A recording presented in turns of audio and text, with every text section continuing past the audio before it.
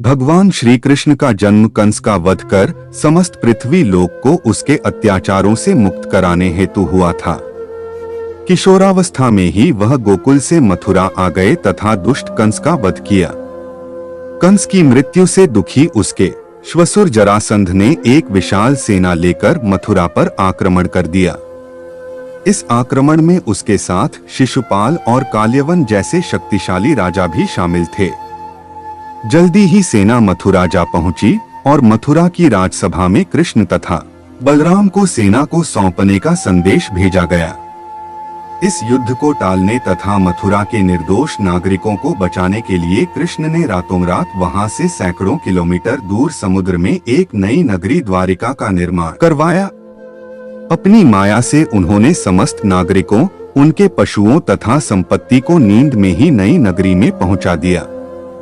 अगले दिन सूर्योदय के समय कृष्ण तथा बलराम जरासंध की सेना के सामने जा पहुंचे और उसे लड़ने के लिए चुनौती दी।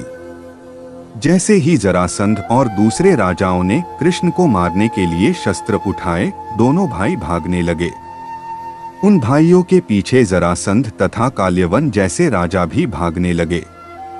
कुछ ही देर में दोनों भाई बहुत आगे निकल गए और उनके पीछे केवल मात्र काल्यवन रह गया।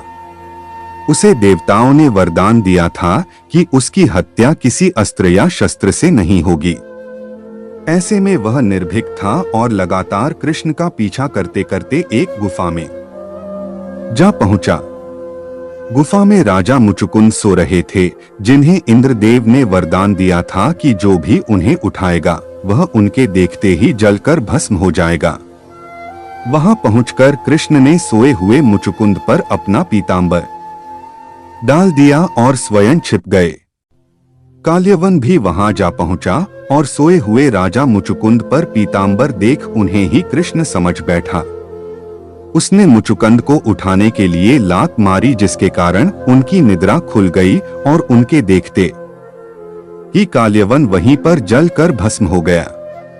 तत्पश्चात कृष्ण ने राजा मुचुकुंद को अपने चतुर्भुज स्वरूप में दर्शन दिए और उन्हें मोक्ष पाने का वरदान दिया। वहीं दूसरी ओर जरासंध और बाकी राजा पूरी तरह से खाली मथुरा देखकर वापस लौट गए। दोस्तों, अगर कृष्ण चाहते तो स्वयं भी काल्यवन और अन्य अधर्मी राजाओं का वध कर सकते थे, परंतु देवताओं के दिए वरदान का मान रखने के लिए ही उन्होंने काल्यवन को राजा मुचुकुंद के हाथों मरवाया। इसी तरह बाद में जरासंध का वध पांडु पुत्र भीम के हाथों करवाकर भूधरा का भार कम किया। इस कहानी के बाद कृष्ण के नाम के साथ हमेशा के लिए रणछोड़ जोड़ दिया। तो दोस्तों, कृष्ण की इस कहानी से हमें यह सीख मिलती है कि अनावश्यक ताकत का प्रदर्शन नहीं कर बुद्धिबल से काम लेना चाहिए। इस तरह हम अपनी शक्ति को खर्च होने से रोक सकते हैं और बड़े से बड़े संकट का भी सामना कर सकते हैं।